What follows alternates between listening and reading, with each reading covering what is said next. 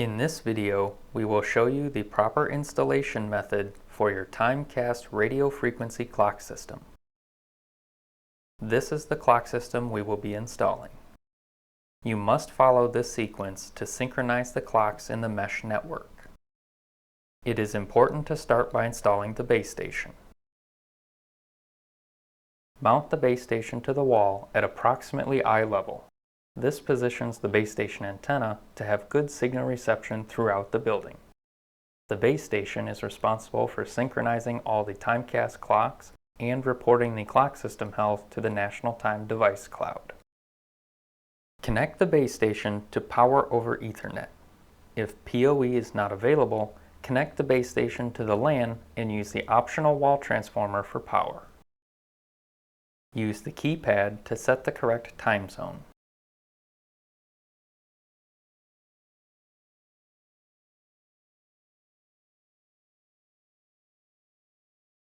If the local internet network is not available when installing the TimeCast clock system, you can temporarily set the time and date on the base station manually.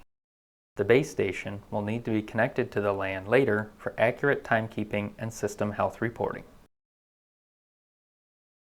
To begin installing clocks, start with the one nearest the base station. Clocks should be installed working outwards from the base station to ensure that each clock can receive signal from its neighbors, and that there is a reliable communication path back to the base station. Power up the first clock in the location where it will be installed. Flip the clock to the back and look at the display. The clock is listening for radio frequency signals from nearby TimeCast devices to get the current time. Verify that the current time appears on the display before leaving the clock. The display also shows the number of peers this clock can see. Peers are TimeCast devices that are currently awake to transmit or receive data. This includes the base station and other clocks.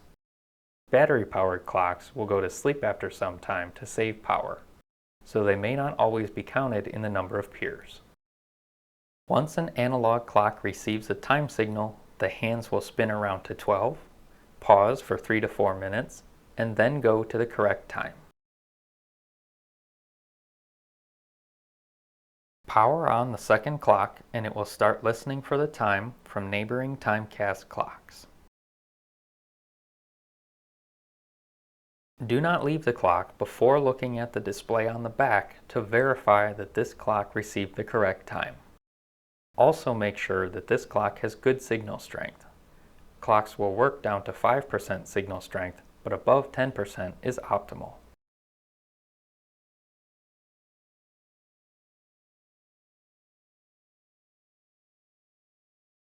Each clock that is installed will broadcast setup beacons for 4 hours after it receives a time signal.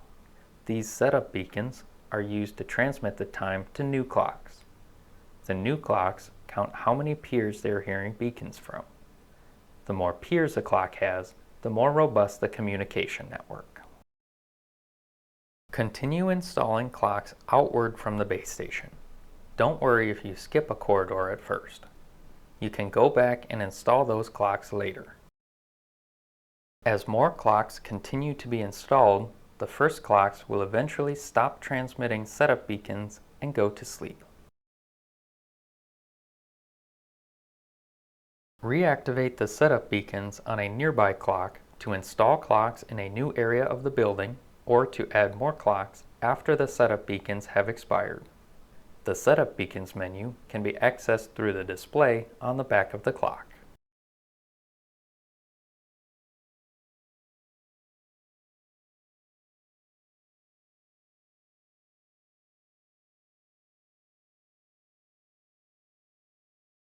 Install new clocks working outwards from the clock whose beacons were just restarted. When all the TimeCast clocks are installed, the setup beacons will expire and the system will start normal operation.